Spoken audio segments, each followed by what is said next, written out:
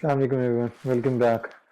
So today here we will discuss about our new topic inventory management or inventory management के regarding there are a lot of concepts, benefits, calculations, some procedures and examples हम उनको discuss करेंगे. But lectures proceed करने से पहले कुछ important announcement हैं I would like to share. First announcement is जब भी आप YouTube का लेक्चर अटेंड कर रहे होते हैं तो उसमें आपका एक जीमेल होता है, उस जीमेल के थ्रू आप अपना YouTube देख रहे होते हैं.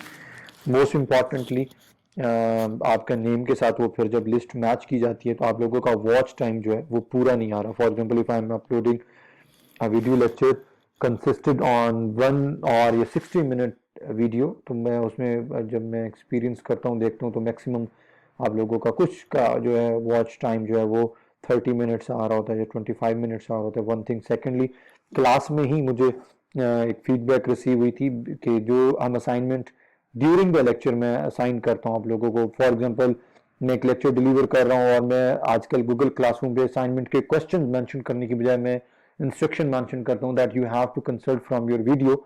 आपको असाइनमेंट्स के क्वेश्चन वहां से पता चलेंगे. तो वहां पे क्लास में बता रहा था एक दो स्टूडेंट से इंफॉर्मेशन पता चली थी कि एक स्टूडेंट है जो कि फिर बाकी सब लोगों को फिर वो इंफॉर्मेशन स्प्रेड कर रहे होते हैं रिगार्डिंग असाइनमेंट.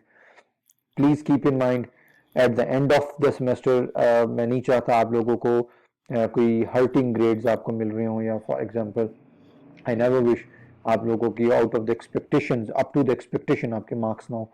टू अनाउंसमेंट्स हो गई. Third announcement is regarding your project viva, because आपके प्रोजेक्ट के मार्क्स मैंने फाइनल करने हैं तो उसके जो वाइवा होगा उसकी बेसिस के ऊपर हम उसके मार्क्स फाइनल करेंगे. Please be prepared as soon as possible. I will soon announce the viva date, तो उसके लिए भी आप प्लीज प्रिपेयर रहिएगा. एंड अभी ऐसे तो अभी यही अनाउंसमेंट थी. इन केस अगर कुछ मुझे याद आता तो I will share on the later stages. Well, in inventory management हम लोग कुछ इन्वेंट्री के बारे में देखेंगे, management, supply chain management, roles and importance of inventory management देखेंगे. So inventory, what it means by the inventory is a goods and the material that is a business holds for ultimate goals of the resale to the earn profit. जो भी चीज़ हमारे पास already inventory में या हमारे store में पड़ी होती है जिसका पर्पज है प्रॉफिट अर्न करना, वो हमारे पास इन्वेंट्री कहलाती है डेफिनेटली. और डेफिनेशन के अकॉर्डिंगली जनरल सेंस में definitely we said mean of the stock of the goods available for held sales in the ordinary course of the business. ऐसी चीज़ें जो कि हम लोगों ने बिजनेस के लिए सेल के लिए अपने पास रखी होती हैं. द सेकेंड बिजनेस सेंस में अगर हम लोग ये जनरल सेंस में उसकी डेफिनेशन थी. If I talk about the business sense, it includes raw material stored in the warehouses, work in progress in production and finished goods available for the sale. Inventory में यहाँ पे business sense में बड़ी important कुछ terms यहाँ पे हमारे पास आ रही हैं. रॉ मटेरियल हो सकता है, कुछ ऐसी चीज़ें जो आपके वेयर हाउस में हो सकती हैं, कुछ ऐसी चीज़ें जो वर्क इन प्रोग्रेस है.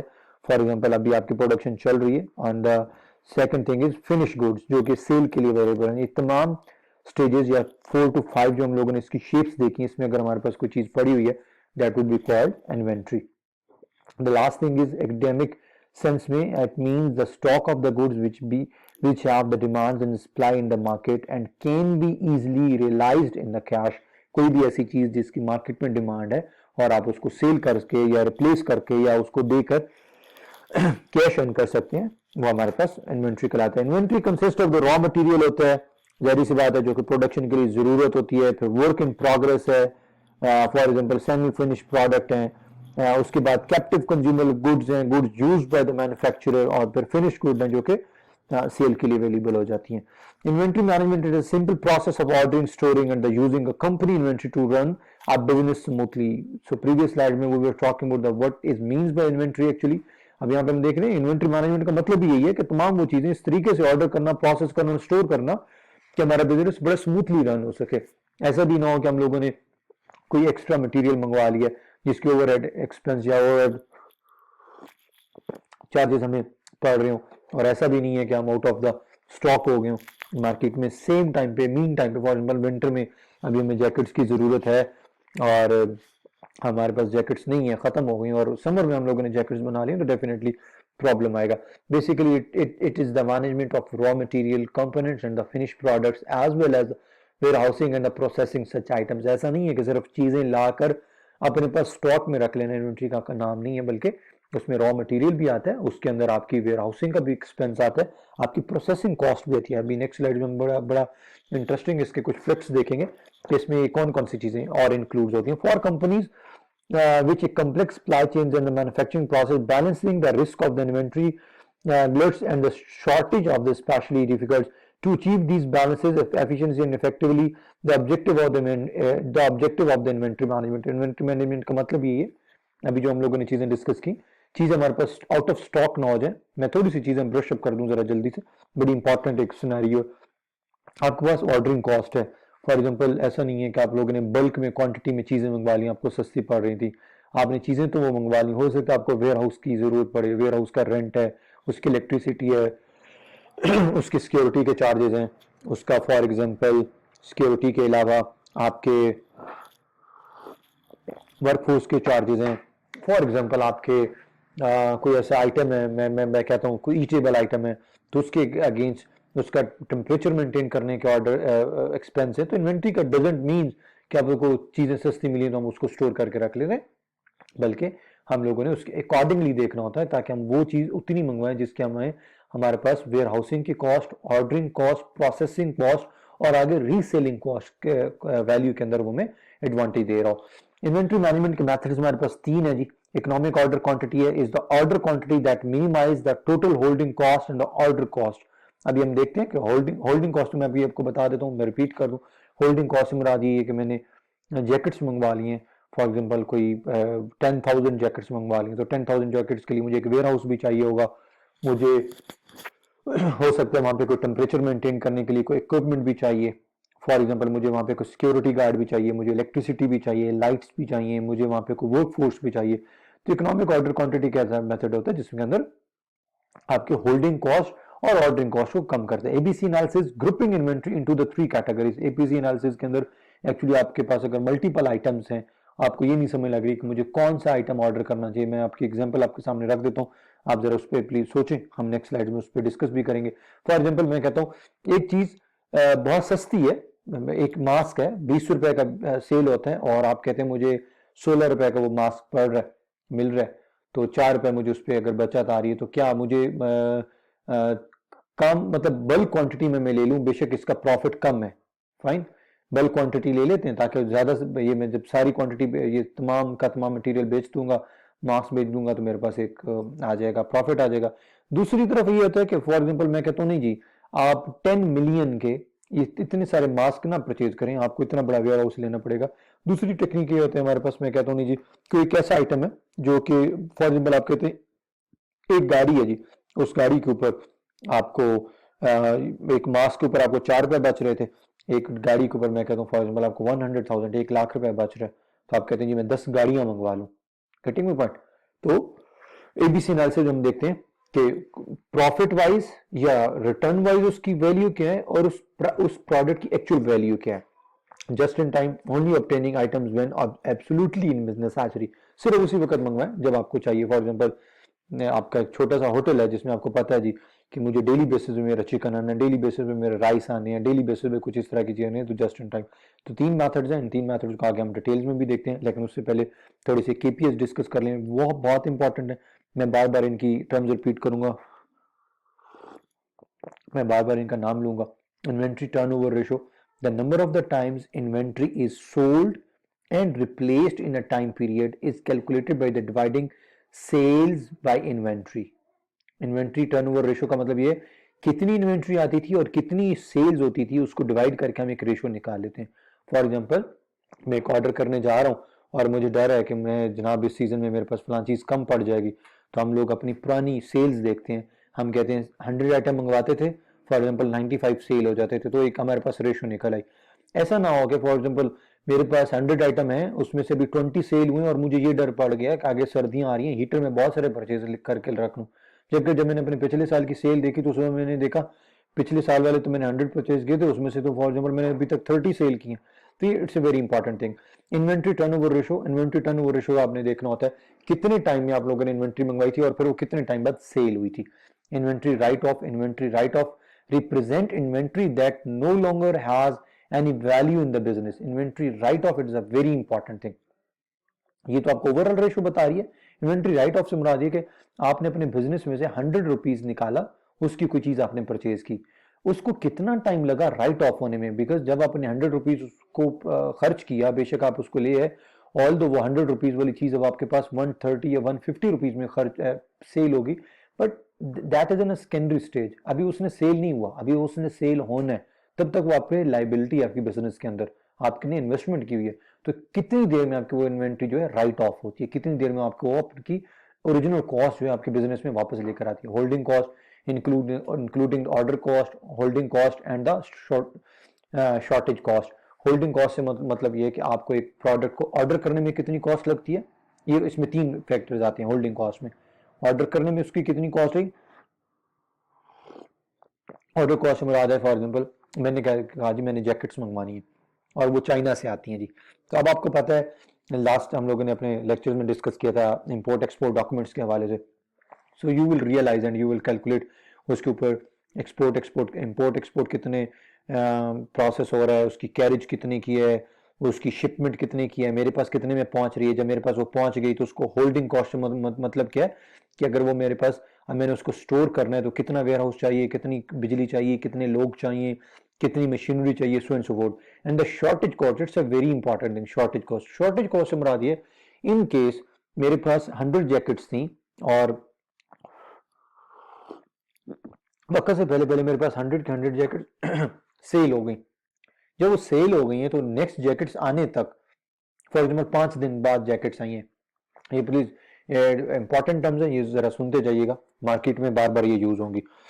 फॉर एग्जाम्पल वहां पे आपके पास 5 दिन तक आपके पास जैकेट्स रिसीव नहीं हुई, तो 5 दिन में आप देखेंगे शॉर्टेज कॉस्ट से मुराद ये कि अगर वो जिस जैकेट्स की शॉर्टेज हुई हुई है उसकी कितनी कॉस्ट आपको बीयर करनी पड़ रही है. एक्चुअली में तो आपको बीयर करनी पड़ रही है ना जी. बीयर इन अ वे, आपने सेटअप बनाया हुआ है, आपने अपनी शॉप बनाई हुई है, उस शॉप के ऊपर कस्टमर बार बार पूछ रहा है वो मुझे जैकेट चाहिए, और 5 दिन तक अगर उसको जैकेट नहीं मिली, इसका मतलब ये कि अगर वो जैकेट होती तो 5 दिनों में ये सेल होती. तो that called the shortage cost. Average inventory is the median value of the inventory over a defined time period. Average आप निकाल लेते हैं, अपने 5 10 15 सालों का डाटा निकालते हैं, आप कहते हैं जी एवरेज मुझे हर साल फलां सीजन में कितनी इन्वेंट्री मेंटेन करनी चाहिए, जो कि होनी चाहिए. Average days to sell inventory, कितने दिन आपको लगते हैं ये एवरेज इन्वेंट्री को सेल करने में. अच्छा जी, एवरेज सेल इन्वेंट्री. अच्छा जी, सप्लाई चेन मैनेजमेंट को अगर हम ओवरऑल सप्लाई चेन मैनेजमेंट को अपनी इसमें देखें, इन्वेंट्री मैनेजमेंट को अपनी सप्लाई चेन मैनेजमेंट के अंदर पर्सपेक्टिव से देखें, तो supply chain management is the management of the flow of the goods, जिसमें रॉ मटेरियल है, फिनिश्ड है और सेमी फिनिश्ड इन्वेंट्री है, एंड सर्विसेज. जरूरी नहीं है वो चीजें, वो सर्विसेज भी हो सकती हैं. And includes all processes that transform raw material into the final finish inventory में कन्वर्ट करने का मतलब हमारे पास सप्लाई चेन में इन्वेंट्री मैनेजमेंट का मतलब सप्लाई चेन के अंदर रॉ मटेरियल्स लेकर फिनिश्ड गुड्स तक कन्वर्ट करना किसी भी चीज को. वो प्रोडक्ट भी हो सकता है, वो सर्विस भी हो सकता है. No, here I have a question. For example यहाँ पे हमने प्रोडक्ट्स के बारे में तो बात की, क्या सर्विसेज की भी हमारे पास कोई इन्वेंट्री मेंटेन होती होगी? सोचिए जरा प्लीज. डेफिनेटली सर्विसेज के रिगार्डिंग भी हमारे पास एक इन्वेंट्री मेंटेन होती है. मैं उसकी एग्जांपल दूं. फॉर एग्जांपल हमें आइडिया हो गया कि फलां सीजन आ रहा है जी, फलां इंस्टीट्यूट ने या फलां मार्केट में फलां ट्रेनिंग की नीड्स बढ़ जाएंगी, फलां मार्केट में फलां कंसल्टेंसी की नीड्स बढ़ जाएंगी, तो मेरे पास लोग इतने हायर नहीं है, मेरे पास कैपेसिटी है 5 लोगों की, उनको परमानेंट अपने पास पे रोल पे रखने की. बट मुझे हर साल की तरह लास्ट रिकॉर्ड्स पे जो मुझे आइडिया हो रहा है, I can understand that I need for example 10% instead of the 5% in every years. So it means we have to hire the 5 persons on rotation basis or maybe on assignment basis. तो हम services की inventory actually अपने पास maintain कर रहे होते हैं, तो हम पहले से हम उसको लोगों से कांटेक्ट करना, उनकी सीवीज मेंटेन करना और उनके बारे में जानना शुरू कर देंगे कि अच्छा भी कौन कौन से ऐसे लोग हैं जिनको हम अपने पास बुला सकते हैं और हायर कर सकते हैं. Flow of the inventory in the supply chain, supplier से रॉ मटेरियल आता है, फिर वो एक ट्रांजिट के थ्रू आपके पास मैन्युफैक्चरर या फैब्रिकेटर के पास जाता है, वर्क इन प्रोग्रेस में जाता है, मे बी वो उसकी फिनिश गुड में भी जा सकता है, या रॉ मटेरियल है, रॉ मटेरियल से रॉ मटेरियल में भी आ सकता है, वर्क इन प्रोग्रेस हो सकता है, फिनिश गुड हो सकती है, फिर वो पैकेज या पार्ट्स के अंदर कन्वर्ट होता है या फिनिश गुड्स के अंदर हो सकता है. मैं यहाँ पे एक एग्जांपल दूं. फॉर एग्जाम्पल यहाँ पे आपको गाड़ियां बनाने वाली जो पेंट की कंपनी है उसने यहाँ पे आपको पेंट दिया, यहाँ पे जब पेंट आया तो पेंट ने तैयार हुआ, उसके कलर्स बने, उसकी कंपोजिशन तैयार हुई, तो that's why we are saying still it's a raw material. या मे बी ऐसा भी हो सकता है यहाँ से दूध आया और दूध आपके पास यहाँ पे दही बन गया, योगर्ट बन गया, तो that would be called the finish goods. तो यहाँ से वो वही पेंट अगर आ जा रहे हैं आगे पार्ट्स का मतलब ये कि आपने वो पेंट्स करना स्टार्ट कर दिया अपनी गाड़ी को।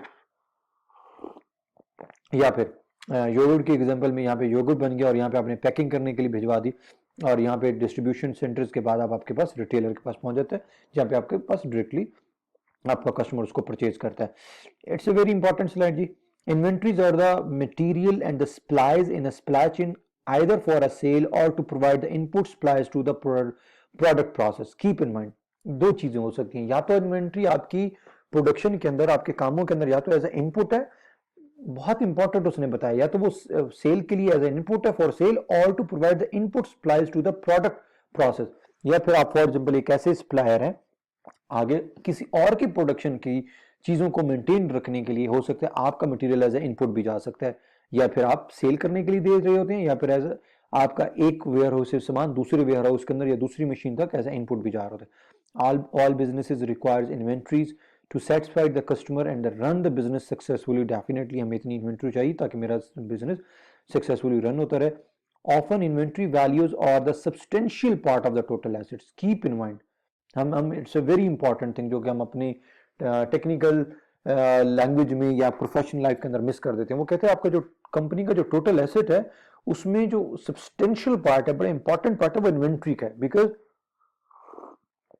किसी बिजनेस की वर्थ का अगर अंदाजा मुझे लगाना तो मुझे बिल्डिंग और गाड़ियां तो हो सकता है एज एन एसेट तो मैं काउंट करूंगा, बट मैं उसके गोडाउन्स में उसके गोदाम के अंदर ये भी देखूंगा इसके पास इन्वेंट्री कितनी पड़ी हुई है। Financially on the balance sheet, inventories can represent from a major part of the total assets. अभी हम लोगों ने ये बात रिपीट की। As inventories are used, their values is converted into cash, improving cash flow and the return on investment. जितनी बेहतर आपकी इन्वेंट्री होगी उतना आपका कैश फ्लो बेहतर रहेगा। There is also cost of the carrying inventories. अभी तक यहाँ तक तो मैंने ये तमाम पॉइंट्स तो मैंने इन्वेंट्रीज के एडवांटेजेस पढ़े, मैंने गुड पिक्चर्स दिखाई, but on this point we will experience a worst picture of the inventory management. There is also a cost of the carrying inventories. ऐसा नहीं है कि हम कहेंगे अच्छा मेरे पास 100 रुपया था 100 रुपीज से और 100 रुपीज की मैंने इन्वेंट्री मंगवा ली, क्योंकि मुझे पढ़ाया गया था कि आपका एसेट है, इसको संभाल के रखें, इसको अच्छे से अच्छा मेंटेन रखें। मुझे जनाब लास्ट टाइम जो चीज़ 100 रुपीज़ में मिली थी अभी वो मुझे 90 रुपीज़ में मिल रही है या 95 रुपीज़ में मिल रही है, तो मैं बल्क क्वांटिटी मंगवा लूँ। कीप इन माइंड आपको उसकी केयरिंग कॉस्ट भी आपको आपने बियर करनी होती है, which increase operating cost and decrease the profit. Definitely अगर आपके पास inventory for a longer time period store में पड़ी हुई है, उसके ऊपर एक्सपेंस आ रहा है, तो वो हो सकता है आपके ऑपरेशन कॉस्ट को इतना बढ़ा देगी कि हो सकता है आपका प्रॉफिट डिक्रीज कर दे। ऐसी है जैसे मैंने कोई वेजिटेबल या फ्रूट अभी मुझे सस्ता मिल रहा था और मैंने लेकर फ्रीज करवा लिया, फाइन, अब मैंने फ्रीज तो करवा लिया एंड आई एम वेटिंग कि जी जब उसका और सीजन महंगा होगा तो मैं उसको सेल करूंगा, बट मे बी उसके फ्रीजर की कॉस्ट, उसके वेयर हाउसिंग की कॉस्ट, उसके ऑपरेशन कॉस्टिंग जो ऑपरेटिंग कॉस्ट है, मे बी वो मेरे उस प्रॉफिट्स भी बहुत ज्यादा बढ़ जाए। If the product is a loss, expire or become unusable, overall company profitability suffer. Definitely अगर वो expire हो गया है, unusable से मुराद है कि बहुत सारी कंपनीज ने लॉस बियर किया है। जब कोरोना का सीन बना था तो कोरोना के सीन में बहुत सारी कंपनीज ने अपने सारे काम शाम छोड़ दिए थे, प्रोडक्शन यूनिट्स बंद करके सिर्फ मास्क बनाना स्टार्ट कर दिए थे, बट अब शायद वो मास्क की उस तरीके से डिमांड नहीं रही जिस तरीके से पहले थी। Good inventories management is essential to an efficient and responsive supply chain. जितनी अच्छी होगी उतना आपका बिजनेस बहुत अच्छे से मेंटेन रहेगा।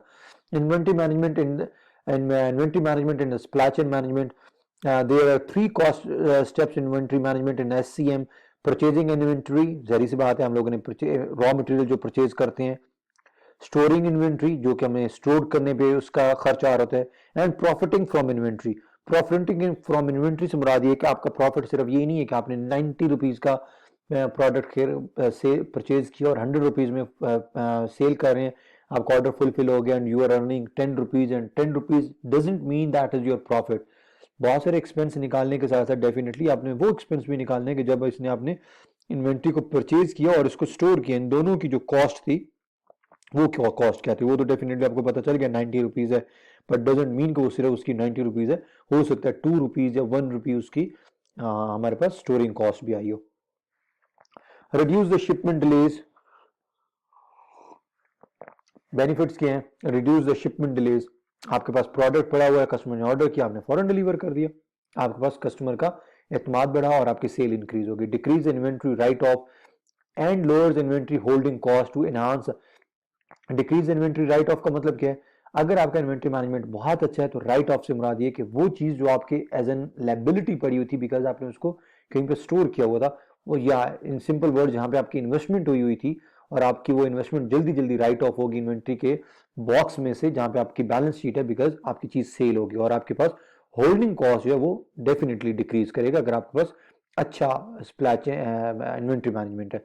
Prevent the shortage and increase the productivity, improving traceability। improving traceability से मुराद ये है कि to trace the product accurately in the different location, आप फौरन चेक कर सकते हैं, अच्छा जी मेरी इस वक्त कहाँ कहाँ पे किस किस वेयर हाउस में कितनी कितनी इन्वेंट्री पड़ी है, कौन कौन से साइज हैं, कौन कौन से कलर हैं।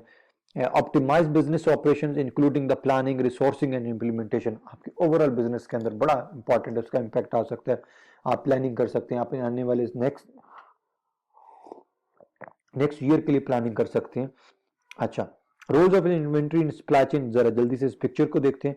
Improve matching of the supply chain and demands, improve forecasting, अगर आपका ये सिस्टम अच्छा है तो आपकी फोरकास्टिंग अच्छा होगी, अगर आपकी फोरकास्टिंग बहुत अच्छी है तो definitely reduce the material flow time. ऐसा नहीं है कि प्रोडक्शन लाइन के ऊपर 100 आइटम की जरूरत थी और आप उनको दे रहे हैं 20 आइटम्स, और ऐसा नहीं है कि आपको रिक्वायर्ड थे 100 आइटम और आप वहां पे दे रहे हैं 130 आइटम्स। अगर आपके पास ये चीज अच्छी तो आपकी फोरकास्टिंग अच्छी होगी, अगर फोरकास्टिंग अच्छी है तो जहरी सी बात है वो आपको फ्लो टाइम को रिड्यूस करेगा, वेटिंग टाइम को रिड्यूस करेगा और इन्वेंट्री वाले बफर को रिड्यूस करेगा। इन्वेंट्री बफर से मुराद ये है कि ऐसा नहीं है कि आपने चीजें परचेज की और for a longer time period वो आपके इन्वेंट्री में नहीं पड़ी रहेंगी। Economic of the sales, supply demand variability and the seasonal variability से मुराद यही है कि आपके पास इन्वेंट्री में जो जो चीजें आ रही हैं उसी टाइम पे एग्जैक्ट आपकी प्लानिंग के अकॉर्डिंगली सेल आउट होती जा रही है। जरा अब हम लोगों ने कैलकुलेशन की तरफ मूव करना है कि हम लोगों ने इन्वेंट्री को कैलकुलेट कैसे करना होता है कि लाइक मुझे कौन सी चीज कब मंगवानी चाहिए। उसके लिए हमारे पास कुछ टाइप ऑफ इन्वेंट्री देखते हैं। इनपुट इन्वेंट्री है जो कि आप लोगों ने चीजें परचेज की, इन प्रोसेस इन्वेंट्री है जो कि आपने वेयर हाउस में रखी हुई है या आपके प्रोडक्शन प्लांट के अंदर है, इन प्रोसेस है। आउटपुट इन्वेंट्री से मुराद ये जो आपको फिनिश गुड आपके पास कंप्लीट हो गया। Purpose of inventory, uncouple the different rhythms, it's a very important thing, ये मैंने ये लाइन इसलिए की हुई थी। uncouple the different rhythms along the supply chain inventory serve as a buffer that separate process from one another। बहुत अच्छा inventory management है तो आपके प्रोसेसेस के दरमियान जो डिपेंडेंसी है वो खत्म हो जाएगी। डिपेंडेंसी से मुराद ये कि मैं अभी आपको एग्जांपल कोट करता हूँ गाड़ी बनाने की। कारें बनाने के अंदर आपके पास आपको आइडिया ऐसा नहीं हो सकता कि आप कहेंगे जी मेरे पास गाड़ी अभी असेंबल्ड नहीं हुई लेकिन चूंकि असेंबल करने वाला सामान खत्म हुआ है और मैं ऐसा करता हूँ मैं जल्दी से इसके टायर फिट कर दूं या मैं पेंट करना स्टार्ट कर दूं। आप ऐसा नहीं कर सकते because you have to wait until unless आपकी गाड़ी असेंबल्ड ना हो जाए, उसके अंदर चीजें ना लग जाएं, तब आप उसको पेंट करेंगे, अदरवाइज उससे पहले पेंट नहीं करेंगे। या फॉर एग्जांपल आपने अभी पेंट होना था और आप पेंट से पहले गाड़ी को असेंबल नहीं कर सकते, या फॉर एग्जांपल अभी आप लोगों ने इंटीरियर नहीं रखना क्योंकि अभी तक गाड़ी पेंट नहीं हुई, तो दीज आर द थिंग्स। तो अनकपल्ड द डिफरेंट रिदम से मुराद ये कि इन्वेंट्री का पर्पस भी यही होता है कि मेरी जो मैं अब लार्ज लेवल की इंडस्ट्रीज की बात कर रहा हूँ, whenever we talk about the big size industries, उसमें एक प्रोसेस दूसरे प्रोसेस के ऊपर डिपेंडेंट होता है। तो अगर आपकी इन्वेंट्री मैनेजमेंट बहुत अच्छी है तो आपके पास प्रोसेस डिपेंडेंसी खत्म हो जाएगी। Role of inventory, economy of the scales, अभी हम लोगों ने टर्म्स देखी थी, हम उसको थोड़ा सा यहाँ पे ब्रशअप कर लें। इकोनॉमी ऑफ द स्केल्स का मतलब ये कि importance of the spreading fix cost over the large production quantity. जो फिक्स कॉस्ट है आपके पास जितनी प्रोडक्शन होती जा रही है उसके ऊपर ओवरऑल डिवाइड कर देना आपके पास इकोनॉमी ऑफ द स्केल कहलाता है।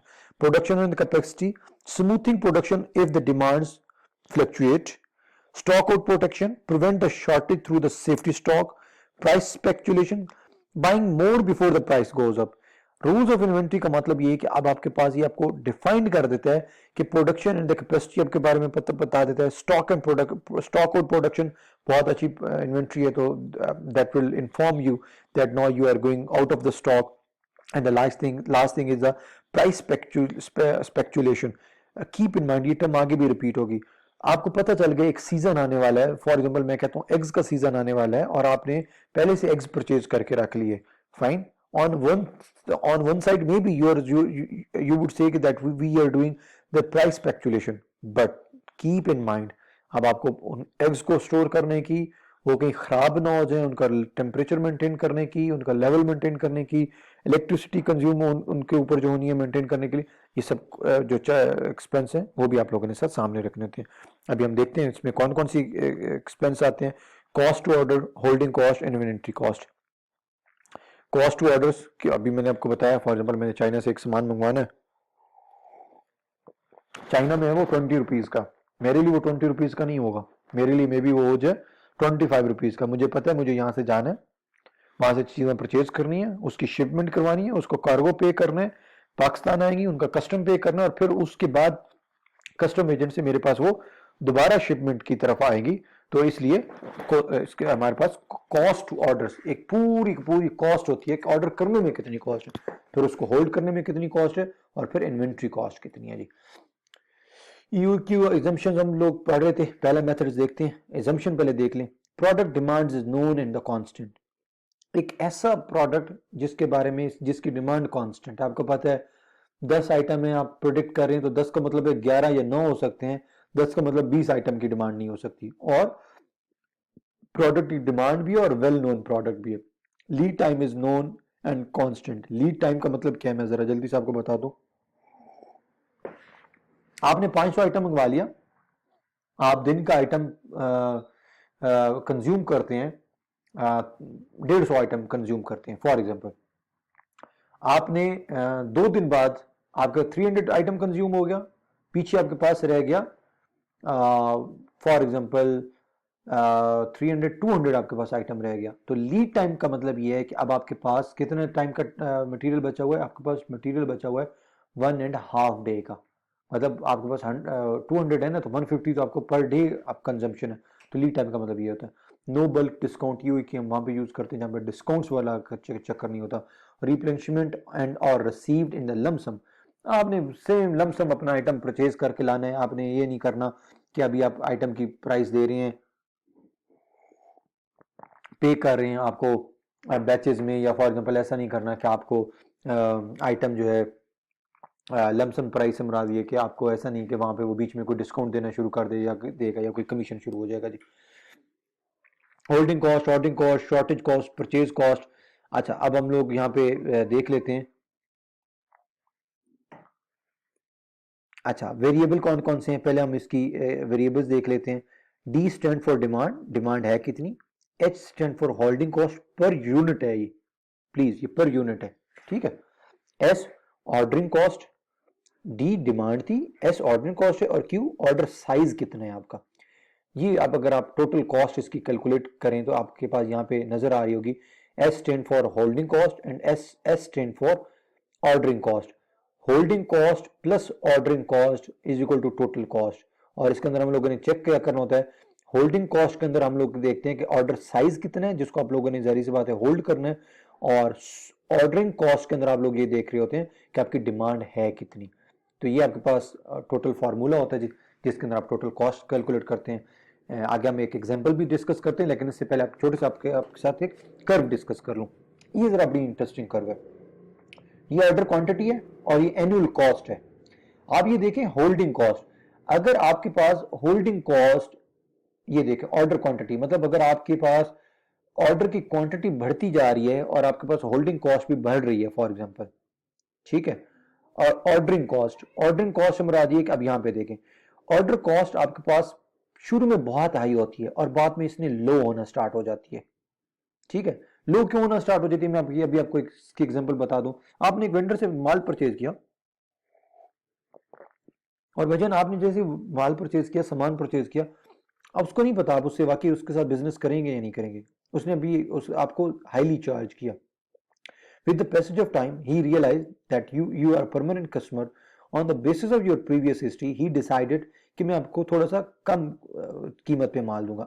अच्छा, जब उसने प्राइस कम की, जैसे उसने प्राइस कम की तो आपने अपना होल्डिंग कॉस्ट क्यों बढ़ रही है? क्योंकि आपकी ऑर्डरिंग कॉस्ट बढ़नी शुरू हो गई है ना, ठीक है, आपके पास ऑर्डरिंग कॉस्ट बढ़ रही है। अच्छा, एक पर्सपेक्टिव इसका तो ये है। दूसरा पर्सपेक्टिव ये कि अगर ऑर्डर क्वांटिटी और एनुअल कॉस्ट के हवाले से अगर हम टोटल कॉस्ट देखें तो आपको ये देखें, टोटल कॉस्ट एक टाइम पे हाई है, फिर लो होती है और फिर हाई होना स्टार्ट हो जाती है। ये क्यों हाई होना स्टार्ट हो जाती है? बिकॉज टोटल कॉस्ट में और बहुत सारे वेरिएबल्स हैं, आपके पॉलिटिकल वेरिएबल्स हैं, आपके इन्वायरमेंटल वेरिएबल्स हैं, सीजनल वेरिएबल्स हैं, but you will be surprised, ये दोनों लाइन जहां पे क्रॉस कर रही हैं, इस पॉइंट को आइडेंटिफाई अगर हम लोग कर लें तो इसका मतलब ये होता है कि मेरे पास आइडियल इन्वेंट्री कैलकुलेशन है। मतलब जो इस पॉइंट पे कैलकुलेशन निकल रही है वो मेरे पास नो ऑर्डरिंग कॉस्ट, अभी हम लोगों ने प्रीवियसली देखा था ना जी, we have to minimise our holding cost and ordering cost. तो ये जो पॉइंट है जी मेरे पास होल्डिंग कॉस्ट और ऑर्डरिंग कॉस्ट को मिनिमाइज करता है। और हमारे पास टोटल कॉस्ट ईओई की एक दूसरा फार्मूला, एक ये भी डिफरेंट फार्मूलाज हैं, डिफरेंट उसमें पैरामीटर यूज होते हैं। It's all up to you, आप कौन सा फॉलो करते हैं। अच्छा, इस स्लाइड्स के अंदर कुछ चीजें आपके साथ मैंने डिस्कस करनी थी, ये वही चीजें जो हम लोगों ने ऑलरेडी पढ़ ली हैं। There are two most significant costs involved in managing inventory: ordering cost and carrying cost. Inventory occupy 50 to 80% of the total current assets. Keep in mind, मैं बार बार बात रिपीट करूं, why we are saying inventory management is a very important thing. कोई काम ना करें, जितने भी तक आपको मैंने बिजनेस आइडियाज दिए थे किसी को भी फॉलो ना करें, सिर्फ यही काम कर लें। अगर आप इन्वेंट्री मैनेजमेंट के अगर आप कंसल्टेंट बन जाए तो बड़ी बड़ी कंपनीज को आप इन्वेंट्री मैनेजमेंट के कंसल्टेंसी हाईली चार्ज कर सकते हैं। द रीजन इज बिकॉज आपके ओवरऑल जो बिजनेस की इन्वेस्टमेंट होती है, इन्वेंट्री जो है वो आपके 50 to 80% टोटल एसेट्स को ऑक्यूपाई करके बैठी होती है जी। आते हैं जी ईवी की फार्मूला की तरफ, थोड़ा सा इसको चेक कर लेते हैं और एक एग्जांपल भी सॉल्व कर लेते हैं जी। Economic order quantity refer to optimum level, ये हम लोगों ने इसकी डेफिनेशन पढ़ ली, ये इसका फार्मूला है। ए स्टैंड फॉर, अब याद रख लीजिएगा फार्मूला वही होता है, उसमें जो वेरिएबल्स हैं उनके नाम डिफरेंट हो सकते हैं। It's all up to you, आप अपने इनमें से कोई भी एक फार्मूला, सिंपल एक फार्मूला आपने फॉलो करना है, अदरवाइज आपके लिए मिक्सिंग हो जाएगा। A stand for annual consumption, एक साल में कितनी कंजम्पशन है। O stand for ordering cost पर ऑर्डर, एक ऑर्डर प्लेस करने में कितनी कॉस्ट है। मैं जरा रिपीट करूं बैक पे, ये देखें यहां पे ऑर्डरिंग कॉस्ट में क्या कर रहा था, per unit. All up to you, please ये चीजें मिक्स नहीं करनी। अगर आपने ये फार्मूला यूज करना है टोटल कॉस्ट के लिए तो यहाँ पे आपके पास ऑर्डर क्या कर रहा है, पर यूनिट। यहाँ पे मैं कर रहा हूं, यहाँ पे क्या कर रहा है, एक ऑर्डर प्लेस करने की कितनी कॉस्ट है, उसमें ये नहीं बता रहा। फॉर एग्जाम्पल मैं कहता हूँ जी एक ऑर्डर प्लेस करने की मेरी कॉस्ट है 100 रुपीज, तो आप कहेंगे 100 रुपीज इतनी ज्यादा कॉस्ट क्यों है? तो मैं कहूंगा, मैं आपको बताऊंगा भाई एक ऑर्डर में मैं एक कंटेनर भी तो मंगवा रहा हूं, ठीक है। ऑर्डरिंग कॉस्ट पर ऑर्डर है। C stand for carrying cost expressed in the percentage term of the purchasing price per unit. Carrying cost आपको पता है ये बड़ी इंपॉर्टेंट चीज है, expressed in the percentage terms of the purchase price per unit. Per unit के हिसाब से मैं क्यों कर रहा हूं, आपको पता है जब हम कोई सामान मंगवाते हैं तो वो मुझे कहता है कि अच्छा जी आपके कितने आइटम जाने हैं, तो मैं कहता हूँ जी मेरा 100 आइटम है, तो हमें बताते हैं एवरेज आपकी जो टोटल आपकी एक आइटम के हवाले से इतनी कॉस्ट आएगी। अगर वो मुझे ना भी बताए तो हम लोग खुद कैलकुलेट करते हैं, 100 रुपीज़ का आइटम है या 90 रुपीज़ का मेरे पास आइटम है, 2 रुपीज़ अगर उसके ऊपर मेरे पास कैरिंग कॉस्ट लग रही है तो मैं हमेशा उसकी पर यूनिट प्राइस जो है ना परसेंटेज में बताऊंगा। फॉर एग्जाम्पल मैं कहूँगा 2%, 5%, 10%, 6%। अब 6% से मुराद ये है कि यहाँ पे अगर आप देखें कैरिंग कॉस्ट में 6% से मुराद क्या है, 6% से मुराद ये कि अगर कोई भी चीज में 100 रुपए वाली खरीद रहा हूं तो उसकी 6% तो मुझे सिर्फ कैरिंग कॉस्ट पड़ रही है। अच्छा, find out the economic order quantity, number of the order per year, ordering cost, carrying the following information. For example मैं कहता हूं एनुअल कंजप्शन मेरे पास कोई भी चीज है, XYZ चीज है, मैं 80,000 उसके यूनिट, जो 80,000 आइटम उसको मैं कंज्यूम करता हूं, परचेज पर यूनिट मेरी 100 रुपीज है। ऑर्डरिंग कॉस्ट पर ऑर्डर, कीप इन माइंड एक आइटम की नहीं, एक ऑर्डर की कॉस्ट जो है 1200 रुपए है, और इन्वेंट्री कैरिंग कॉस्ट तकरीबन 6% परचेज पर ऑफ द परचेज प्राइस है। जितनी मैं परचेज करूंगा कोई चीज उसका 6% मेरे पास कैरिंग कॉस्ट है। यू की हम लोगों ने फार्मूला के अकॉर्डिंगली, वो जो ये हमारे पास फार्मूला है लास्ट, ये जो हमारे पास ये जो यूनिट्स दी हुए हैं, वैल्यूज दी हुई हैं, इन वैल्यूज के हिसाब से हम लोगों ने यहाँ पे किया, तो हमारे पास ये के क्या बताता है, 8000 यूनिट आपको ऑर्डर कर लेने चाहिए। ठीक है, आपकी हिस्ट्री ये बताती है 8000 आपको। अच्छा, बैक पे है 80,000 यूनिट मेरे पास एनुअल कंजम्पशन थी, अभी मुझे कितनी कर लेनी चाहिए, 8000। Number of the order per unit, एक साल में मुझे कितने कर लेने चाहिए, annual consumption A divided by EOI की क्वांटिटी, ऑर्डर क्वांटिटी। तो मेरे पास कितना था, एनुअल कंजम्पशन मेरे पास 80,000 थी, अभी मुझे कितना कर रहा हूं 8000, तो 10 ऑर्डर पर यूनिट, मैं एक साल में 10 ऑर्डर मुझे प्लेस करने चाहिए, 11 नहीं करने चाहिए मुझे, 8 नहीं करने चाहिए, 10 ऑर्डर मुझे प्लेस करने चाहिए। टोटल ऑर्डरिंग कॉस्ट क्या बन जाएगी फिर मेरे पास, ordering cost per unit multiply by number of order per year, 1200 रुपए हमारे पास, ये देखें 1200 रुपए पर ऑर्डर की कॉस्ट थी, और मुझे कितने ऑर्डर प्लेस करने हैं, 10 ऑर्डर प्लेस करने हैं, तो मेरे पास टोटल ये इसकी ऑर्डर कॉस्ट आ जाएगी। Total carrying cost per unit multiply by EOQ की जो हमारे पास वैल्यू आई थी 8000 डिवाइडेड बाई 2, और टोटल इन्वेंट्री कॉस्ट क्या होगी, total ordering cost plus total carrying cost, this plus this is equal to 24,000। in simple world total inventory cost मेरे पास अब क्या आ रही है 24,000, बिकॉज अच्छा अब मुझसे कोई पूछे टोटल ऑर्डरिंग कॉस्ट कितनी है आपकी, मैं कहूंगा 1200 रुपए। टोटल कैरिंग कॉस्ट कितनी है जी, 12,000 और 12,000। टोटल ऑर्डरिंग कॉस्ट मुझे कहेगा आपने कैसे निकाली भी टोटल ऑर्डरिंग कॉस्ट, मैं कहूंगा टोटल ऑर्डरिंग कॉस्ट मैंने total order cost per unit multiply by number of the order पर ईयर्स मैंने करके कैलकुलेट करके निकाली है, ये 12,100। ABC analysis. ABC analysis is a very important thing. ABC analysis advocates a selective approach to classify and focus the greater concentration on inventory item accounting for the high monetary value and the bulk usage. It's a very important thing. वो कहते हैं आपके पास 3 items है, 3 items के अंदर for example volume की तरफ आते हैं, high monetary value and the bulk usages, मतलब एक कैटेगरी है जिसके अंदर आपको वॉल्यूम 15 से 25% आपको जगह चाहिए, लेकिन इसकी जो रिटर्निंग वैल्यू है, ये मॉनेटरी वैल्यू है, वो 60 से 75% है। ऐसी है जैसे मैं कहूँ जी एक गाड़ी परचेज करके रख लूँ और मुझे पता है 1 महीने बाद, 2 महीने बाद या 1 साल बाद कीमत बढ़ जाएगी, और दूसरा तरीकाकार ये है कि जी मैं उस गाड़ी की प्राइस की चीनी की बोरियां परचेज करके रख लूँ, तो एक एक बोरी मुझे परचेज करके जो प्रॉफिट आएगा, फॉर एग्जांपल मुझे कोई 1000 बोरी परचेज करनी पड़ेगी, उन 1000 पैकेट्स के लिए मुझे जगह भी ज्यादा चाहिए होगी, in as compare to the car मुझे जगह भी कम चाहिए और मुझे उसकी वैल्यू भी ज्यादा है। तो एबीसी एनालिसिस ये कहता है कि आप हमेशा प्रायोरिटी वो दें जिनकी वैल्यू वॉल्यूम कम हो, जगह कम लेते हो, वॉल्यूम कम हो और उनकी वैल्यू ज्यादा हो। बी में एवरेज है, और सी में लास्ट कैटेगरी है उन चीजों की आप, अच्छा फॉर एग्जाम्पल ये बड़े आइटम है जो ज्यादा जगह घेरते हैं, तो आपने इसका ऑर्डर कितना प्लेस करना है, 10 to 15% ऑर्डर प्लेस करना है। और ऐसी चीज जो बहुत कम जगह ले रही है, मॉनिटरी वैल्यू उसकी ज्यादा है, तो आपने उसका 60 to 70% जो है ऑर्डर प्लेस करना है। ये देखें हाई मॉनिटरी वैल्यू, बड़ी वैल्यू वाली चीजें जो है आपने ज्यादा ऑर्डर करनी है। एबीसी एनालिसिस में ये कहता है। लेवल ऑफ इन्वेंट्री बहुत इंपॉर्टेंट है, ये जरा गौर से देखिएगा please. Stock level, it is the level of the stock which is maintained by the business concern all the time. Stock level का मतलब ये हर कंपनी में, हर इंडस्ट्री में, जब आप भी कंसल्टेंट बन जाएंगे इन्वेंट्री में, आप उस कंपनी की पूरी इंडस्ट्री को रीड आउट करेंगे, आप उनको बताएंगे कि आपका स्टॉक लेवल एटलीस्ट ये होना चाहिए, चाहे कुछ भी हो जाए आपके स्टॉक में इतना सामान जरूर हमेशा रहना चाहिए। Minimum level, the business concern must maintain the optimum level of the stock to the smooth running, ये हमारे पास stock level, minimum level. The business concern must maintain the minimum level of the stock all the time. If the stock or the less than the minimum level then the work will stop due to the shortage of the material. Stock level ये है कि आपके पास इतना, for example मैं कहता हूँ stock level से मुराद क्या है, मैं कहता हूँ हमारे घर में या मेरी पॉकेट में 1000 रुपीज होते ही होते, स्टॉक लेवल ये मुझे रखना चाहिए। मिनिमम लेवल से मुराद ये कि 1000 रुपीज इन केस नहीं भी है ना, जब आपके पास 600 रुपीज हो रह जाए ना घर जेब में, तो आप उसी वक्त हाथ पांव मारना शुरू कर दें और बाहर निकलना बंद कर दें, बिकॉज अब आपके पास इतने पैसे नहीं है कि आप सर्वाइव कर सकें। Reorder level, it is a fix between the minimum level and the maximum level. Reorder level is the level when the business concern makes the fresh order at this time.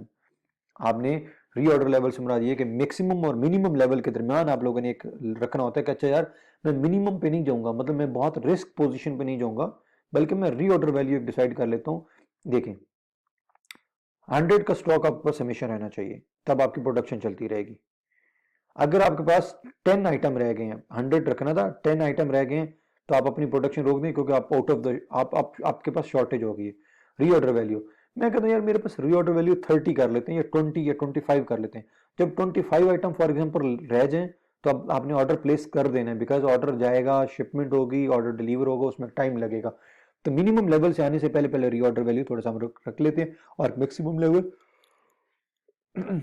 आपके पास maximum इतना stock हो सकता है, इससे ज्यादा stock आप नहीं रख सकते। अंधाधुंध आपने स्टॉक मंगवाना शुरू कर दिया तो आपके पास प्रॉब्लम होना स्टार्ट हो जाएंगी। और last thing is a danger level, it is the level below the minimum level, it leads to the stoppage of the production process.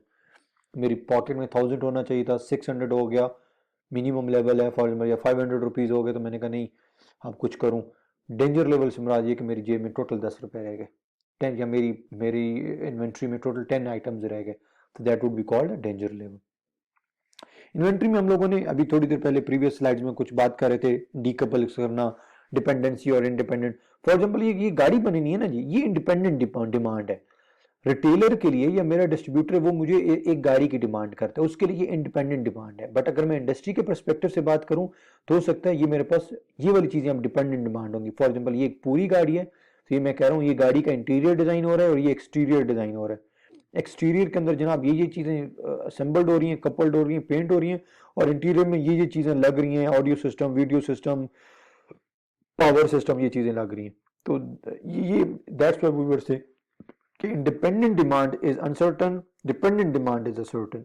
Independent demand को आप जज नहीं कर सकते। अच्छी इन्वेंट्री मैनेजमेंट अगर आप लोगों ने की होगी, तो आपका एक प्रोसेस किसी दूसरे प्रोसेस की वजह से रुकेगा नहीं जी। Type of the material, raw material purchase, partially complete material called work in progress, discuss कर चुके हैं। फिनिश गुड है, replacement part, tools and supplies good in transit warehouse to the customer. अच्छा, आपके पास वो भी इन्वेंट्री कहलाती है जो आपके पास चीज़ें तैयार हो गई हैं, पैकिंग हुई पड़ी है, बट आपके वेयर हाउस में पड़ी है क्योंकि आपके पास डिस्ट्रीब्यूटर के पास नहीं गया, वो भी आपके पास आपकी इन्वेंट्री होती है जी। To achieve the satisfactory level of the customer services while keeping inventory cost within the reasonable bounds. Inventory turnover is the ratio of the average cost of the goods sold to the average inventory investment. जारी सी बात है, आपने average turnover, inventory turnover किस तरह निकाल रहे होते हैं, कितनी सेल्स आप लोगों ने, रेशियो होते हैं एवरेज कॉस्ट, कितनी वैल्यू की चीजें आपने सेल कर दी हैं और कितनी आपने उन पे इन्वेस्टमेंट की थी, इनका जो आपने रेशियो है वो आपका इन्वेंट्री टर्नओवर बन जाता है जी। इन्वेंट्री के काउंटिंग के डिफरेंट सिस्टम है। पीरियोडिक सिस्टम है, पीरियोडिक सिस्टम के अंदर पीरियोडिक सिस्टम से मुराद ये आपने सिंपल फिजिकली काउंट करते हैं। आपने 100 आइटम मंगवाए, डेली बेसिस पे आप काउंट कर रहे हैं, अच्छा जी आज 90 आइटम्स रह गए मेरे, फॉर एग्जांपल वेयर हाउस में आज मेरे पास 70 आइटम्स रह गए, तो ये पीरियोडिक सिस्टम होता है। वीकली या मंथली आपने इनको काउंट कर लिया। Perpetual inventory system that keeps track of the removal from the inventory continuous thus monitoring the current level of the each item. Perpetual inventory system से मुराद ये कि एक ऐसा सिस्टम जो आपके हर एक आइटम जब आपका इन्वेंट्री में से निकलता है ना, तो उसको माइनस करता जाता है। पीरियोडिक सिस्टम में इससे इसके दरमियान डिफरेंस क्या है, पीरियोडिक सिस्टम में हमें कब पता चलेगा कि इन्वेंट्री कितनी कम होगी, एक हफ्ते बाद, एक महीने बाद, जब हम उसको काउंट करेंगे। Most important thing two bin system, एक इन्वेंट्री काउंटिंग सिस्टम है। टू बिन सिस्टम से मुराद ये कि एक जनरल टर्म यूज होती है। आपने अगर 2 कंटेनर मंगवाए हुए हैं, अगर एक कंटेनर खत्म हो गया तो कोशिश करें दूसरे कंटेनर की ऑर्डर दे दें, क्योंकि जब तक आपका ऑर्डर आएगा तब तक आपका पहला कंटेनर जो है खत्म होने के पास पहुंच जाएगा। Universal barcode, it's a very important thing. Universal barcode से मुराद ये कि आप आजकल आपके पास अमेजोन में या Jalal and sons, hyper star, super store, Imtiaz super store, इनके पास क्या कौन सी चीज लगी होगी, यूनिवर्सल बारकोड। यूनिवर्सल बारकोड से मुराद ये कि आपके पास एक ऐसा सिस्टम होता है कि जैसे ही आपका सिस्टम के अंदर आपका कोई भी आइटम परचेज होता है, कस्टमर परचेज करता है, परचेज करती जैसे उसका बिल होता है वहां पे, तो बिल होते ही साथ आपकी इन्वेंट्री में वो चीज माइनस हो जाती है कि आपके पास ये चीज कम होगी, because then at the single click आपको you just get to know कि आपके पास वेयर हाउस में कितने आइटम पड़े हैं और कितने आइटम नहीं पड़े। Lead time, time interval between the ordering and the receiving orders, lead time keep in mind, अभी हम लोगों ने डिस्कस भी किया था। Time interval between ordering and the receiving order, आपने जो ऑर्डर किया और रिसीव होने तक जो टाइम है वो आपका लीड टाइम है। Holding, carrying cost, ordering cost, shortage cost, ये हम लोगों ने बता दिया, डिस्कस कर चुके हैं। एबीसी एनालिसिस हम लोगों ने डिस्कस कर लिए, मैं सिर्फ ब्रशअप कर रहा था। Economic order quantity EOQ models हम लोगों ने डिस्कस कर लिया। इकोनॉमिक प्रोडक्शन क्वांटिटी के बारे में डिस्कस करते हैं, बिकॉज प्रोडक्शन का प्रॉब्लम क्या होता है, ये बैचेस में चलती है। तो और फिर हम क्वांटिटी डिस्काउंट मॉडल भी डिस्कस करते हैं। ये हम लोगों ने EOQ को हम लोगों ने डिस्कस कर लिया था। अच्छा, यहाँ पे मैंने आपको एक चीज़ दिखानी थी बड़ी इंपॉर्टेंट, ये मैं अभी डिस्कस भी किए थे। For example Q stand for order size, 350 unit आपने ऑर्डर किए, ठीक है जी। रीऑर्डर पॉइंट 100 यूनिट, आपने 100 यूनिट के ऊपर दोबारा रीऑर्डर करना है, ठीक है। फॉर एग्जांपल यहाँ पे देखते हैं ऑर्डर साइज आपने 350 यूनिट मंगवाए, एक दिन का जो आपने 50 यूनिट पर डे आप गुजार लेते हैं, लीड टाइम आपका 2 दिन है और रीऑर्डरिंग पॉइंट 100 यूनिट है, 2 डेज सप्लाई। मैं दिखाता हूं आपको लीड टाइम हमने 2 डेज क्यों किया, ये देखिएगा जी। 350 यूनिट है, 50 यूनिट पर डे है, तो 50 यूनिट का मतलब ये है कि अगर 5 दिनों बाद ये कितने आइटम कंज्यूम हो चुके होंगे, 25 250 आइटम आपके कंज्यूम हो चुके होंगे। जब आपके पास 250 आइटम कंज्यूम हो चुके हैं तो पीछे रह गया आपके पास 150 आइटम, ठीक है। 50 जी, आपके पास बाकी रह गया, आपके पास सॉरी 100 आइटम, 250 अगर आपके पास कंज्यूम हो गए, 250 तो 350 तो 100 आइटम आपके पास बाकी रह गए। तो 100 आइटम से मुराद ये है कि आपने एक दिन में 50 आइटम कंज्यूम कर रहे हैं, ये हम लोगों ने लिखा हुआ था 50 आइटम यूज कर रहे हैं, तो we are saying the lead time 2 days, मतलब प्लेस ऑर्डर और रिसीव ऑर्डर्स। अब मैं इसको लीड टाइम मैंने कैसे कैलकुलेट किया, मैंने कहा 5 दिन तक, हम प्लीज अटेंटिवली सुन लीजिएगा, आगे हम एग्जांपल में कोट करेंगे। 350 यूनिट्स हम लोगों ने किए, ऑर्डर किए, 50 यूनिट पर डे हम लोग कंज्यूम कर रहे हैं। अगर 50 यूनिट हम कंज्यूम कर रहे हैं तो हम लोगों ने खुद कैलकुलेट किया था कि 5वें दिन जब हम पहुंचते हैं तो 250 50 के हिसाब से 250 आइटम हमने कंज्यूम कर लिए, बाकी रह गए 100 आइटम। 100 आइटम को अगर हम लोग कहें कि 100 आइटम का मतलब ये कि छठे और सातवें दिन वो कंज्यूम होंगे, तो लीड टाइम इसलिए कह रहा हूँ क्योंकि मेरे पास 2 दिन का पीछे मटेरियल रह गया, और जब ये लीड टाइम खत्म होगा 7वें दिन पे हम पहुंचेंगे तो 7वें दिन फिर हमारे पास 350 यूनिट रिसीव हो चुके होंगे। फिर इसी तरह 12वें दिन के ऊपर हमारे पास वो खत्म हो गए होंगे, 12वां और 14वां दिन, ये 2 दिन हमारे पास लीड टाइम होंगे। तो हम किसी भी ऑर्गेनाइजेशन के अंदर इस तरीके से उनको बड़ा क्रिटिकली हाईलाइट करके बता रहे होते हैं कि आपने इस दिन से इस दिन तक ऑर्डर करना ही करना है। के प्रीवियस भी हम लोगों ने कुछ देखा, ये भी एक मेथड है टोटल कॉस्ट कैलकुलेट करने का। Annual carrying cost plus annual ordering cost, यही हम लोगों ने प्रीवियस स्लाइड में भी देखा था, बट ये चीजें कैलकुलेट कैसे हो रही थी, आपके पास जो टोटल ऑर्डर क्वांटिटी है उसको 2 पे डिवाइड करके होल्डिंग कॉस्ट के साथ, और उसके बाद एनुअल ऑर्डरिंग कॉस्ट हम लोग कैसे निकाल रहे हैं, जितनी डिमांड है उसको आपने ऑर्डर क्वांटिटी से डिवाइड करके मल्टीप्लाई कर देना है ऑर्डरिंग कॉस्ट के साथ, ठीक है। सो Q divide by 2 multiply by H, that called annual carrying cost, D divided by Q multiplied by S stand for annual ordering cost। अच्छा, ये वही कर्व है जो भी हम लोगों ने डिस्कस कर रहे थे कि हमारे पास फॉर एग्जांपल कैरिंग कॉस्ट की या होल्डिंग कॉस्ट जिसको हम कह रहे थे, होल्डिंग कॉस्ट की कर्व है, ये हमारे पास ऑर्डरिंग कॉस्ट की कर्व है। तो आप ये देखेंगे कि टोटल कॉस्ट का जो कर्व है वो यू शेप्ड होता है। यू शेप्ड जब आप डिफरेंट वैल्यूज रख के इसको कैलकुलेट भी करेंगे तो यू शेप किस लिए होते हैं कि इसके अंदर सबसे बेस्ट और जो ऑप्टिमल ऑर्डर क्वांटिटी वही है जहां पे ये दोनों लाइंस आपस में क्रॉस करती हैं, और जो यहाँ पे हमारे पास जो वैल्यू बन रही होती है वो हमारे पास ऑप्टिमल वैल्यू होती है जी। एनीवे, इकोनॉमिक प्रोडक्शन क्वांटिटी की हम बात कर रहे थे। assumption of the EPQ or the similar to the EOQ except the order receive incrementally during the production। मैंने बताया जो कि नाम से जाहिर हो रहा है, उसके अंदर हमारे पास फॉरन बल्क आइटम में सीधा सीधा मटेरियल आता था, but now we are talking about the production. तो प्रोडक्शन के अंदर बैचेस के अंदर काम होते हैं, इस वजह से हम लोगों ने जहाँ पे ऐसी ऑर्गेनाइजेशन है, ऐसी इंडस्ट्री जहाँ पे प्रोडक्शन की सूरत में काम चल रहा है, वहाँ पे हम कौन सा मॉडल यूज करते हैं, EPQ, economic production quantity. Economic production quantity के लिए हमारे पास we take the derivative of the, अच्छा हमारे पास फॉर्मूला क्या है, 2DS डिवाइडेड बाई H, मतलब annual demands multiply by order और द सेटअप कॉस्ट। अच्छा, सेटअप कॉस्ट का मतलब क्या होता है हमारे पास, सेटअप कॉस्ट का मतलब ये होता है कि जब एक मशीन जो है उसने पूरा चलने में कितना टाइम लेना और उसकी कॉस्ट क्या आ रही है, divided by annual holding cost. इसका जब हम लोग अंडर रूट लेते हैं, 2 से मल्टीप्लाई करते हैं, अंडर रूट लेते हैं, तो ये हमारे पास EOQ निकलता है जी, ड्राइविंग द EO, सॉरी एक सेकंड,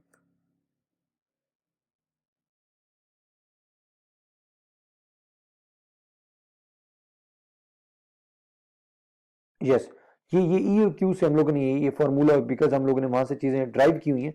अच्छा, ये हमारे पास टोटल इसकी प्रोडक्शन बैचेस के लिए कॉस्ट निकलती है, इकोनॉमिक प्रोडक्शन क्वांटिटी के लिए। इकोनॉमिक प्रोडक्शन क्वांटिटी हो गया हमारे पास। अच्छा, ये मैंने आपके साथ यहाँ पे क्या डिस्कस करना था, यस, यहाँ पे हम लोगों ने डिस्कस ये करना था कि return size, maximum inventory. For example आपने एक ऑर्डर किया, जैसे आपने ऑर्डर किया उसमें आपकी प्रोडक्शन की यूज जो है चल रही है, ठीक है, आपने ऑर्डर भी कर लिया। ऑर्डर करने के साथ साथ अब यहाँ पे है हमारे पास यूजेज, प्रोडक्शन कर रहे हैं। यहाँ पे देखें, डेफिनेटली ऑर्गेनाइजेशन में ऐसी होता है, हम पहले प्रोडक्शन करते हैं, प्रोडक्शन हमारे वेयर हाउस में आ जाती है और उसके बाद वो यूज होना शुरू हो जाती है, ठीक है। हमारे पास मैक्सिमम इन्वेंट्री ये है। रन साइज हम इसको क्यों बोल रहे हैं, इस वजह से बोल रहे हैं बिकॉज मैक्सिमम इन्वेंट्री हमारे पास एक प्रोडक्शन हाउस में आती है, उसके बाद प्रोडक्शन अभी हमारे पास जारी होती है। ऐसा नहीं कि प्रोडक्शन नहीं जा रही है, अगर आपको मैं ये डॉटेड लाइन दिखाऊं तो यहाँ पे भी जा रही है और यहाँ पे भी ये डॉटेड लाइन ऊपर तक जा रही है, लेकिन ये प्रोडक्शन हमेशा इस ऊपर तक इस वजह से नहीं जाती बिकॉज साथ ही वो प्रोडक्शन ने यूज होना शुरू हो जाता है, ठीक है। तो अगर हम इसका फॉर्मूला देखें, DS डिवाइडेड बाई H, इसको हम P stand for production delivery rate, U stand for the usages rate. Ordering cost, अभी मैंने आपको बताया ऑर्डरिंग कॉस्ट या सेटअप कॉस्ट एक ही चीज होती है जी। अच्छा जी, क्वांटिटी डिस्काउंट, यस, एक ऐसा मॉडल जहां पे हम लोगों के पास डिस्काउंट्स आ रही हूं।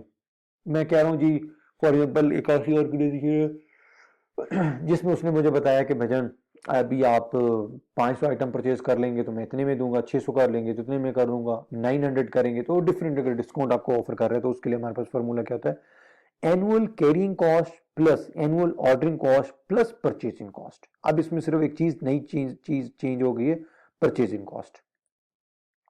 परचेसिंग कॉस्ट मराद ये कि हमारी जो यूनिट प्राइस है, अब वो यूनिट प्राइस, अच्छा, most interestingly why we are saying, previous formulas के अंदर तो हम लोगों ने पर यूनिट कॉस्ट या परचेसिंग कॉस्ट या सो कॉल्ड यूनिट प्राइस हम लोग अपने फार्मूला के अंदर ही कैलकुलेट कर रहे थे, उस उधर अंदर ही दे रहे थे। अब हम लोगों ने यहाँ पे अलग इसको क्यों लिया है, अलग हम इस वजह से लिए हैं बिकॉज ये डिस्काउंट का मैटर है। अब हम देखेंगे यूनिट प्राइस यहाँ पे कितनी पड़ रही है मुझे, हो सकता है मैं एनुअल कॉस्ट और कैरिंग, एनुअल ऑर्डरिंग कॉस्ट और कैरिंग कॉस्ट कोई बहुत बड़ा सामान मंगवा रहा हूँ और उसके हिसाब से मेरे पास ये बहुत हाई आ रही है, ठीक है, तो मैं यहाँ पे देखूंगा क्या ये इसके बाद यूनिट प्राइस मुझे इतनी प्राइस दे रहा है, ये इतना डिस्काउंट मुझे मिल रहा है कि मैं ये दोनों कॉस्ट बियर कर सकूं। अदरवाइज अगर वो मुझे नहीं दे रहा तो वो मुझे कौन बताएगा, ये एक्चुअली PD, परचेजिंग कॉस्ट और सिंपल वर्ड यूनिट प्राइस हमें बताता है जी। Total cost with quantity discounts, definitely अगर ये आपके पास क्वांटिटी है, ये आपके पास उसकी कॉस्ट है। अगर आपके पास यहाँ पे देखें टोटल कॉस्ट, अगर मैंने $2 की कोई चीज ऑर्डर की थी तो उसकी कॉस्ट ज्यादा है, $1.7 की कोई टोटल कॉस्ट थी तो वो कम है, 1.40 की टोटल कॉस्ट इस वजह से कम है क्योंकि ये देखें इसकी यूनिट प्राइस क्या थी, $2, इसकी यूनिट प्राइस थी $1.70, इसकी यूनिट प्राइस थी 1.40। तो इस वजह से हम लोग कर्व के अंदर बिल्कुल लोएस्ट पॉइंट पे इस वजह से कैलकुलेशन में आ रहे होते हैं बिकॉज हमें एडवांटेज कहाँ आ गया, जो चीज मुझे यहाँ पे $2 की या $2 की पड़ रही थी अब वो मुझे कितने की पड़ रही है, $1.40 की पड़ रही है। तो एनीवे ये फार्मूला हम लोग वहां पे यूज करते हैं जहाँ पे हमारे पास डिस्काउंट्स के रिलेटेड चीजें होती हैं।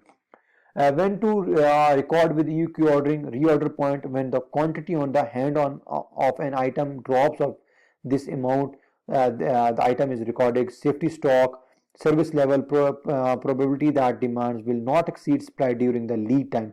Service level से मुराद ये है कि आपके पास profitability that demands will not exceed supply during the lead time. जो आपका लीड टाइम है, अभी मैंने आपको प्रीवियस स्लाइड्स के अंदर भी अगर हम बैक पे जाएं तो यहाँ पे हम लोगों ने एक लीड टाइम डिस्कस किया था।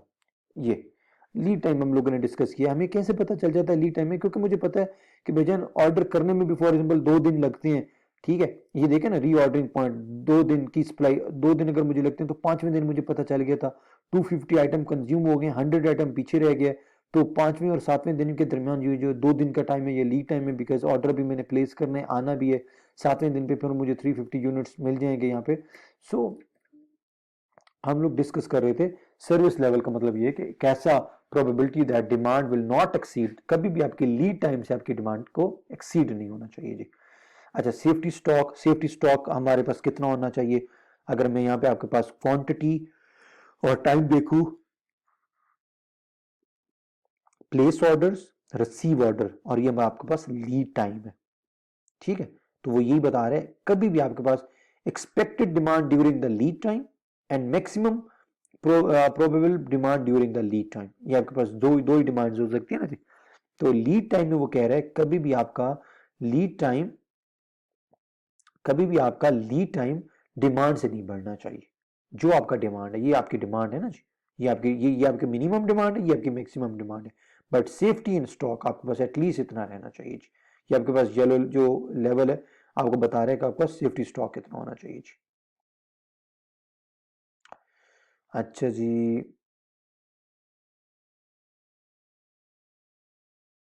ये हम लोगों ने discuss single period model. Single period model से मुराद ये कि हम ऐसी चीजों के लिए यूज करते हैं model for the ordering of the perishable and other items with the limited useful life. एक ऐसा आइटम है डियर जिनकी टाइम या जिनकी लाइफ इतनी नहीं है, जिन मैं एग्जांपल दूं मैगजीन्स की, इतने मैगजीन भी ना मंगवा लें आप लोग के सेल ना हो, और ये ना हो कि इतने मैगजीन ज्यादा कम भी ना मंगवाएं कि वो सेल जब सेल होने पे हैं और लोगों की डिमांड ना पूरी कर सके, या सिंपल वर्ड इतने ज्यादा भी ना मंगवा ले।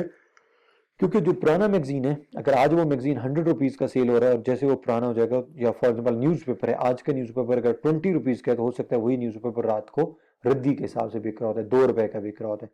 तो सिंगल पीरियड मॉडल हम उन आइटम्स के लिए, उन अपने प्रोडक्ट्स के लिए यूज करते हैं फॉर इन्वेंट्री मैनेजमेंट, के कितनी मुझे इसकी इन्वेंट्री मेंटेन करनी चाहिए, जहाँ पे प्रोडक्ट की नेचर इस तरीके से होती है। तो C S divided by C S plus C E, C S stand for shortage cost per unit. अगर आपके पास इन आइटम की शॉर्टेज हो जाए तो कितनी कॉस्ट आपको बियर करनी पड़ती है।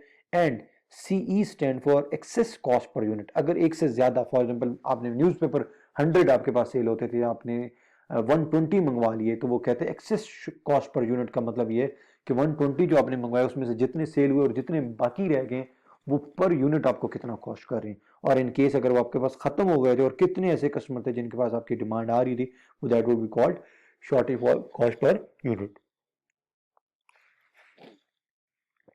सेफ्टी स्टॉक, अगर आप मैं फिक्स्ड ऑर्डर इंटरवल मॉडल की बात करूं, फिक्स क्वांटिटी और फिक्स इंटरवल की बात करूं, तो सेफ्टी स्टॉक अगर आप यहां पे देखें तो यहां पे आपके पास सेफ्टी स्टॉक कम होता है फिक्स क्वांटिटी में as compare to the fix interval की निस्बत। फिक्स क्वांटिटी में आपका सेफ्टी स्टॉक कम क्यों रखा जाता है? बिकॉज आपके पास, आपको ऑलरेडी आइडिया, ये कुछ मैंने ग्राफ्स दिए हुए हैं, ये हमारे नेक्स्ट फाइनल टर्म में एग्जाम का हिस्सा भी बनेंगे। आप जब बुक को रीड आउट कर रहे होंगे तब भी आपके पास डिस्कशन का पार्ट बनेगा। अभी मैं इस ग्राफ्स के अंदर बस थोड़ी सी ये चीजें डिस्कस कर दूं, because when we are talking about the fix quantity, तो फिक्स क्वांटिटी के अंदर एक्चुअली हमारे पास चीजें बड़ी स्मूथली चल रही होती हैं।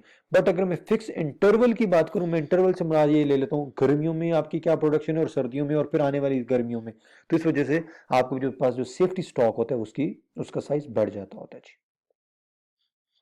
अच्छा, ये हम लोगों ने चीज़ें डिस्कस कर ली। फॉर एग्जांपल मैंने कहा फ्रूट, वेजिटेबल, न्यूज़पेपर, मैगजीन, उनके लिए हम लोग ये वाला मॉडल यूज़ करते हैं। एग्जांपल है हमारे पास कॉस्ट, सीई की कॉस्ट है 20 पर 0.20 पर यूनिट है, और सीएस की कॉस्ट है हमारे पास 0.60 पर यूनिट है। सर्विस लेवल फॉर एग्जांपल अगर मुझे इसकी इन्वेंट्री देखनी है तो फिर मैं इसका देखूंगा कि जनाब C S divided by C S plus C E, तो ये हम उसकी वैल्यूज पुट करते हैं तो 0.71। तो स्टॉक आउट रिस्क कितना है मेरे पास, 1.00 minus 0.75 is equal to 0.25 stock out का रिस्क है। अच्छा जी, बस में मेरे पास लास्ट स्लाइड थी। अब आते हैं हम अपनी असाइनमेंट्स की तरफ। असाइनमेंट जो है आपकी इस स्लाइड्स के अंदर, एक तो असाइनमेंट है आपका क्लास का वाइवा लिया जाएगा जी। एक मैं अमेज़ॉन की कुछ वीडियोस अपलोड करूंगा उसके हवाले से, और दूसरा ये है कि आपको मैं एक असाइनमेंट आपकी गूगल क्लासरूम पे अपलोड हो जाएगी। आज का टॉपिक बहुत मज़े का था, लेकिन इसमें अब कैलकुलेशंस भी हैं, प्लीज़ कीप इन माइंड। इस चैप्टर को, इन चीज़ों को बहुत अच्छे से केयरफुली रीड आउट कर लीजिएगा। गूगल क्लासरूम के अंदर मैं इंस्ट्रक्शन में लिख दूंगा कि बुक के में कौन सा चैप्टर है, जहाँ से आपने बुक में से इसको रिव्यू करना है। और In case of any question, in case of any query, in case of any problem, feel free to ask me. You can drop me a text, you can drop me an email. तब तक अपना ख्याल रखिएगा जी. अल्लाह हाफिज. Thank you.